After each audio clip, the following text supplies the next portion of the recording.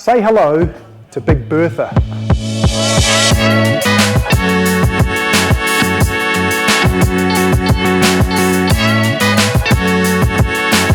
This Datsun 160J carried Reg Cook to 2 New Zealand ShellSport Championships in 1979, sort of, and 1980. Now Reg Cook is what you might call a reluctant motor racing hero. He stepped out of the limelight in the 1980s when he was at his peak, but he's never really stopped racing. Now these days Reg is in his 70s and he's going faster than he ever was. In fact, he's going faster than just about every person on the planet. You see, Reg and his team at Cook Motor Racing build land speed record cars. Their latest creation was called Wairua 2, and it's a streamliner. And they plan to take it to the salt flats in Bolivia, where Reg wants to run 550 miles an hour, which is about 885 kilometres an hour.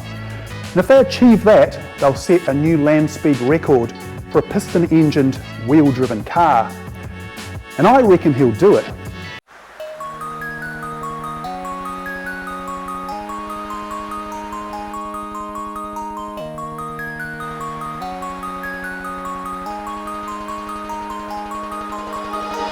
Now, Reg Cook started out racing minis as a teenager in the late 1960s and he won a bunch of national titles with them.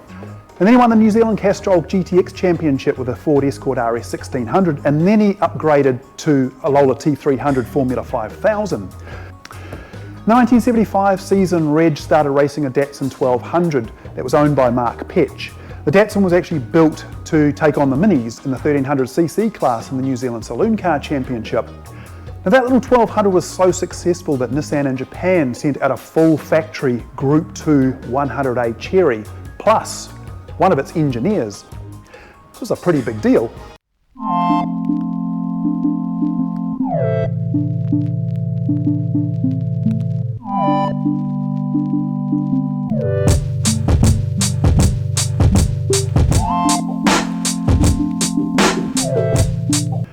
Reg raced the Cherry in the first season of the New Zealand ShellSport Championship in 1978 and he'd lost the title just narrowly to Bryce Platt in a Ford Escort twin cam. But he blitzed everybody in the 1979 Championship, accumulated 140 points when his nearest rival had just 85. And he used 3 different cars that season. He used the Cherry, plus a newly built Datsun 1200, quite a trick little car that one, and the 160J.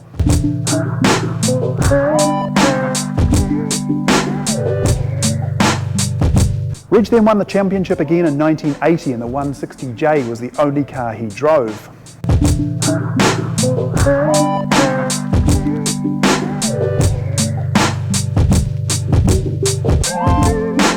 For the 1981 season, Reg built a brand new car, a Datsun B310. He won the championship again.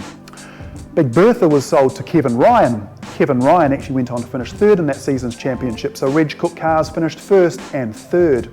Kevin raced the Datsun for 2 seasons and then sold it to Kieran Wills.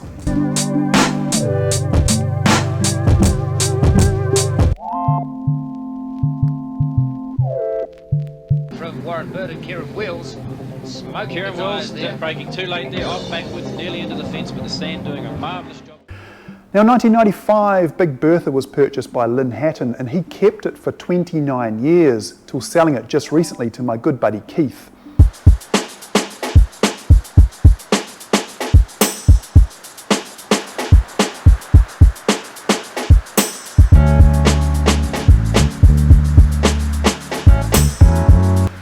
And so this is Big Bertha as it looks today. During his long ownership, Lynn Hatton returned the car back to its 1980 ShellSport Championship guise, including its colour scheme and its bodywork. And when Kevin Ryan raced the Datsun in the 1981 season, he fitted a much deeper front spoiler for more front downforce. He also fitted a much smaller rear spoiler. So the ShellSport Championship was so competitive, all the cars were so evenly matched, and so slipstreaming was a really big thing. So by having a smaller rear spoiler, sort of cut down on the slipstream by the other cars. One of the other things he did was to fit TRD fender flares from a Toyota Starlet. And they look cool, but Lynn Hatton took them off when he restored the car back to its Reg Cook guise.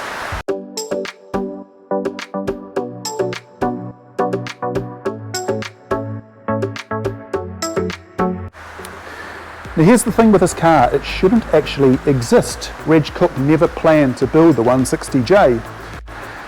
He just completed construction of a really clever Datsun 1200, which he planned to race in the 1979 ShellSport Championship. But because the Datsun 1200 had long been out of production, Datsun in New Zealand, who was helping to fund Reg's racing, wanted him to race something that people could actually go and buy from a Datsun showroom. So hence the 160J was built. And that's why Reg raced 3 different cars in the 1979 championship when he won it.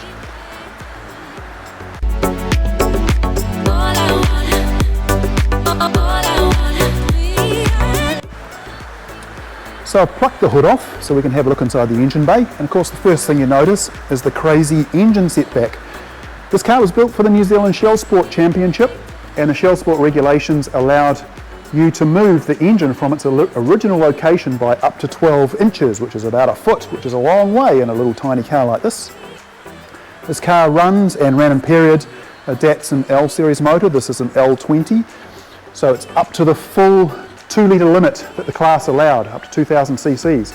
And the ShellSport rigs had a sort of a sliding scale system, so the bigger the motor that you ran, the more weight you had to carry. This engine in period probably ran about 200 horsepower. It's got twin probably 45 or 48 millimetre Webers on the side there. You can see the induction here from the headlight. Massive engineering work to achieve this big setback. Obviously cutting the firewall right out, moving everything back, including the firewall, engine mounts, modifying the transmission tunnel. Kind of seems a bit strange now when I think about it, but this is just the regulations that we ran to in period.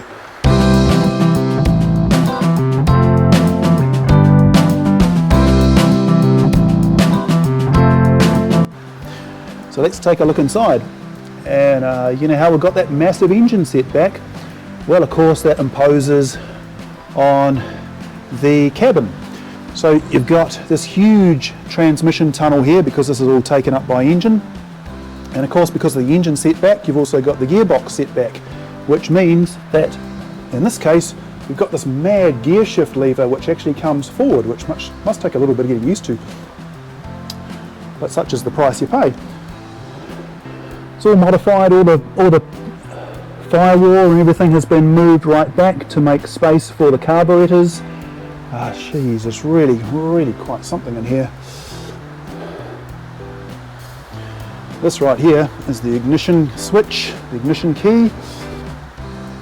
Loads of fabrication, loads of character, and I would say this is probably the original roll cage that came with the car too. Now remember I told you that Reg had built a super trick Datsun 1200 to race the 1979 season, which this car replaced. So what they did with the 1200 was they cut the body shell around the perimeter where it meets the floor, and they lowered the body down over the floor. And what that achieves was to lower the height of the car, but still providing really great suspension travel. They sort of did a similar thing with this car here, except rather than cutting all the floor, they just raised the front and rear chassis rails. So basically dropped the whole body down, the ride height of the car down, by raising the chassis rails. And if you take a look down here, if we get down nice and low, you can see the thing is really hugging the ground. Must be like an absolute go-kart to drive.